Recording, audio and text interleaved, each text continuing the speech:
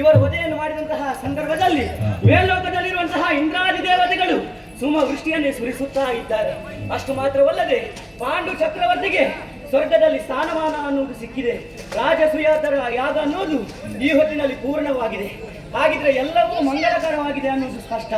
ಹಾಗಿದ್ರೆ ಇಂತಹ ಸುಧರ್ಮ ಮೋಕ್ಷ ಹಾಗೂ ಅಗ್ರಪೂಜೆ ಅನ್ನುವಂತಹ ಪುಣ್ಯ ಆಖ್ಯಾನವನ್ನು ಯಾರು ಆಡಿದರು, ಯಾರು ಆಡಿಸುವುದಕ್ಕೆ ಅವಕಾಶವನ್ನು ಮಾಡಿಕೊಟ್ಟರು, ಯಾರು ಭಕ್ತಿಯನ್ನು ನೋಡಿದರು, ಅವರಿಗೆಲ್ಲ ನಾವು ನಂಬಿಕೊಂಡು ಬಂದಂತಹ ಮಹಾಗಣಪತಿ ದೇವರು, ಕಲಾಮಾತೆಯಾದಂತಹ ಕಟೀಲು ಶ್ರೀ ದುರ್ಗಾ ಪರಮೇಶ್ವರ ಅಮ್ಮನವರು ಆಯುಷ್ಯ, ಆರೋಗ್ಯ, ಸುಖ, ಶಾಂತಿ, ನೆಮ್ಮದಿ ಎಲ್ಲವನ್ನು ಆ ತಾಯಿ ಅನುಗ್ರಹಿಸಿದ ಈ ಪುಣ್ಯ ಕಥೆಗೆ ಮಂಗಳ ಗೀತೆಯನ್ನು ಆಡುವುದಕ್ಕೆ ಸಭಿಕರಲ್ಲಿ ಅಪ್ಪಣೆಯನ್ನು ಯಾಚಿಸ್ತೇನೆ.